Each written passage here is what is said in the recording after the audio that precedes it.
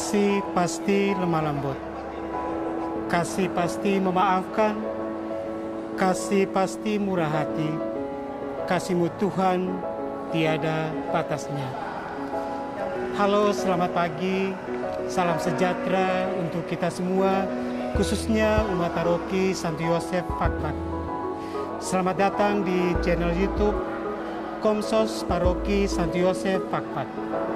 Pada hari ini kita akan mengangkat tema yaitu kasih dalam keluarga. Selamat pagi Pak War. Selamat pagi. Apa kabar hari ini? Alhamdulillah, puji Tuhan, baik. Ya. Oke, baik. Terima kasih atas kesempatan, atas waktu yang Pak War sudah sediakan pada hari ini.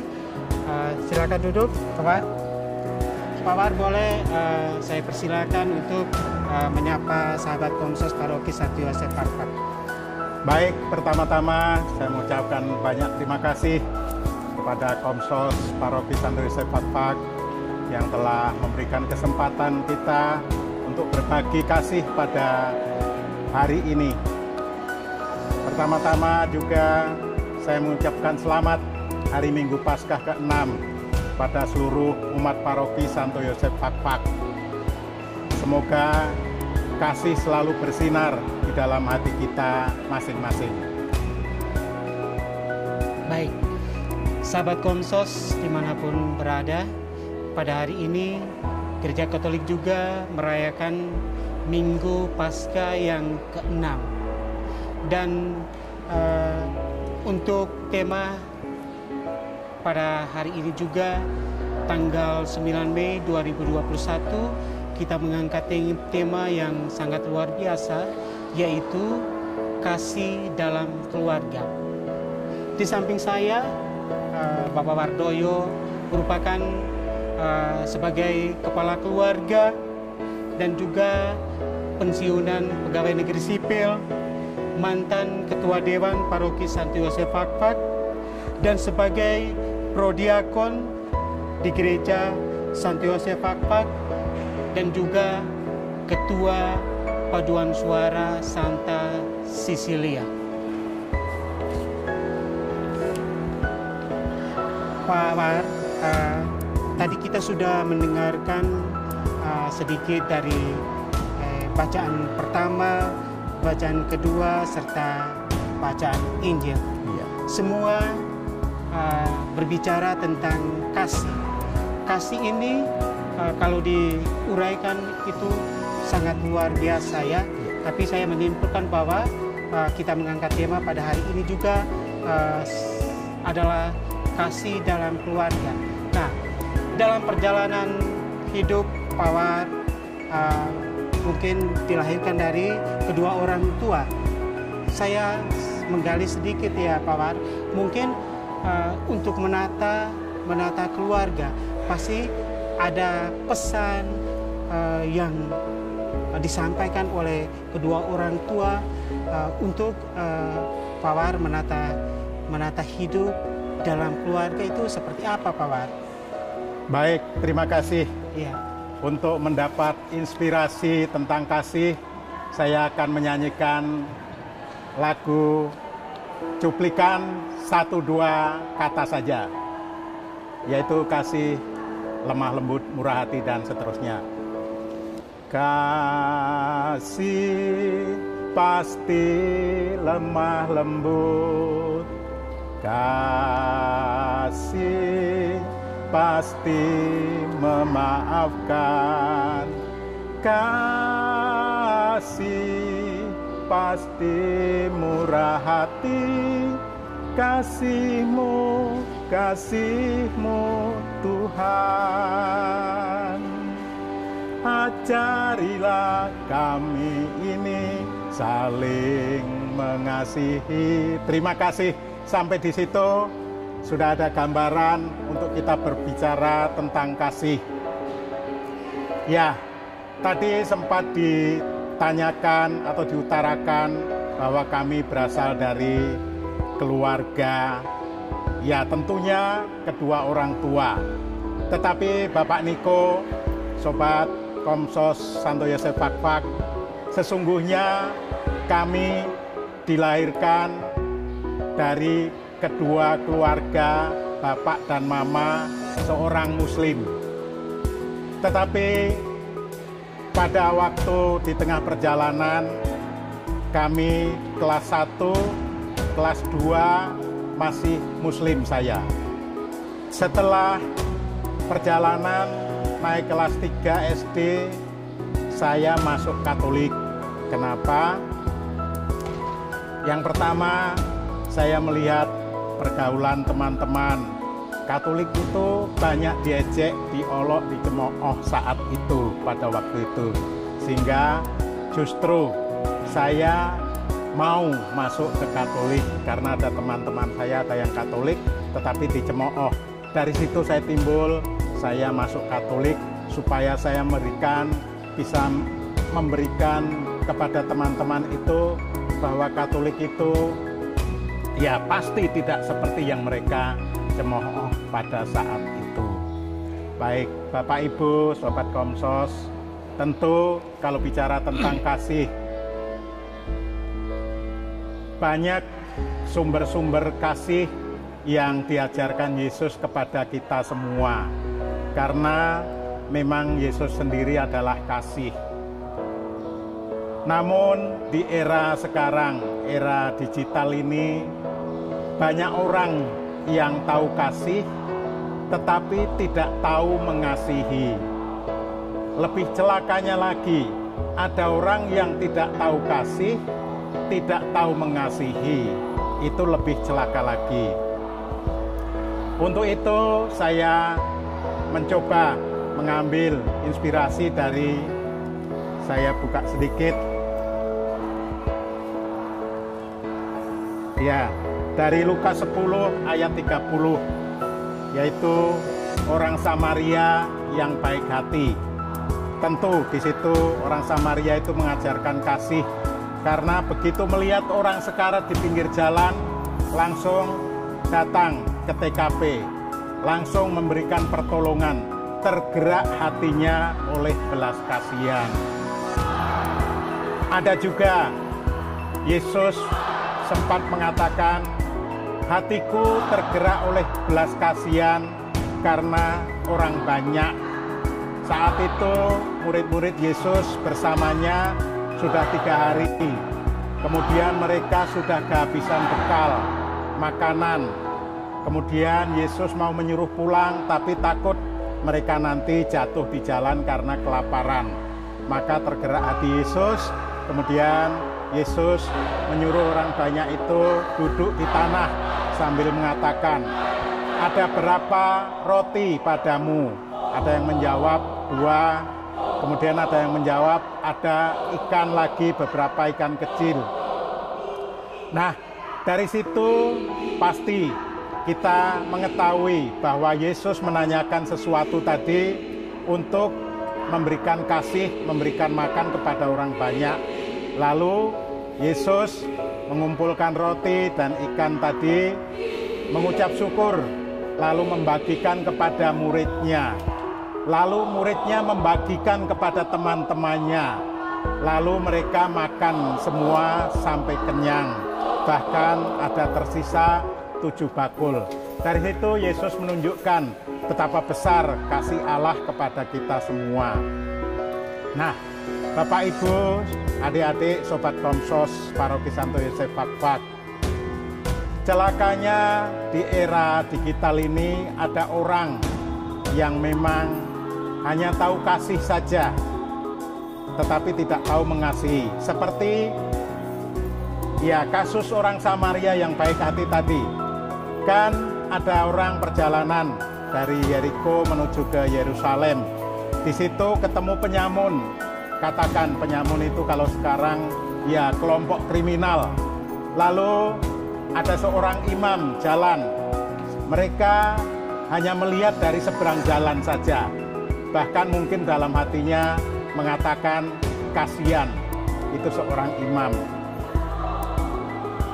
Masih agak baik dia mengatakan kasihan. Tetapi seorang Lewi lihat juga.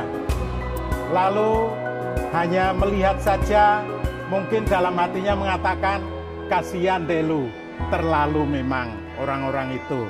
Tetapi begitu orang Samaria lewat, langsung tergerak hatinya melihat orang yang sekarat di pinggir jalan. Lalu menuju TKP, memberikan pertolongan pertama, kemudian merawatnya, bahkan merawat sampai sembuh. Bapak Ibu, memang kalau kita belajar tentang kasih, kita tidak boleh terlepas belajar dari Tuhan yang memang sudah terdahulu, lebih dulu mengasihi kita. Jadi tidak ada cerita omong kosong kalau kita tidak bisa mencintai sesama. Karena sebenarnya kita harus melihat diri kita sendiri. Siapakah kita ini sehingga kita tidak mencintai sesama? Sementara Yesus yang sungguh sempurna saja mencintai kita. Sehingga sekali lagi tidak ada alasan untuk kita tidak mencintai sesama. Kemudian bagaimana caranya? Nah, Yesus sendiri mengatakan, barang siapa melaksanakan perintahku, kamu akan tinggal di dalam kasihmu. Itu yang harus diasah terus-menerus di dalam kehidupan kita, baik di dalam rumah tangga, keluarga, di perkantoran, di tempat kerja, di kebun, di ladang, maupun di mana saja. Kita harus menerapkan kasih itu sendiri agar kita bisa mengasihi sesama. Tentunya untuk bisa mengasihi, kita juga harus mempunyai 3 sikap, yaitu asah, asih, dan asuh. Asah, asih, asuh ini kita bisa laksanakan agar kita bisa saling memaafkan, saling memberi, saling menerima, sehingga di dalam kehidupan kita tidak terkesan hidup egois atau maunya sendiri. Oke, baik. Pak War, tadi seperti lirik lagu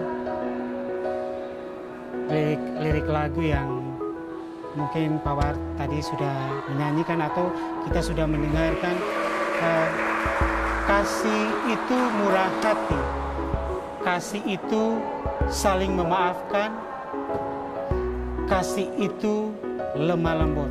Nah, dalam kehidupan sehari-hari yang sebagai manusia yang kelirik yang tidak gampang ya, yang kita dengar kasih pasti memaafkan.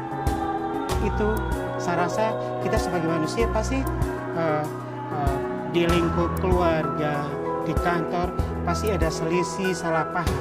Nah, bagaimana cara supaya orang bisa memaafkan seperti itu? Baik, terima kasih. Memang kata memaafkan itu, kalau boleh saya bilang, pisang dililit-lilit. Ngomong gampang tapi melaksanakan sulit. Ya, untuk bisa memaafkan kepada sesama, tentunya kita harus melihat tadi yang asah dulu yang pertama. Kita harus selalu mengasah, membiasakan, diasah dengan cara melalui keluarga, tindak tanduk, kelakuan kita, kemudian supaya kita bisa memaafkan, kita harus mengosongkan diri dulu, menyadari kita ini sebenarnya orang rapuh, berdosa, lemah. Kalau kita bisa menyadari itu, insya Allah kita bisa memaafkan kepada sesama. Ya, baik. Mungkin Pak War memberikan pesan khusus di Minggu Prapaskah yang ke-6 itu yang bertemakan tentang kasih ya, terutama sekali lagi bagaimana juga kita harus kembali ke lingkungan kita masing-masing, dalam lingkup keluarga, gereja ataupun di kantor seperti itu. Pesan bagaimana kita harus saling mengasihi antara sesama manusia, dan juga kita harus mengikhlaskan bahwa kita ada mungkin salah paham dengan orang di dalam rumah tangga sendiri atau di luar. Itu caranya bagaimana supaya orang itu gampang memaafkan seperti itu. Baik, terima kasih. Sekali lagi memang kata maaf itu gampang diucapkan tapi sulit dilaksanakan.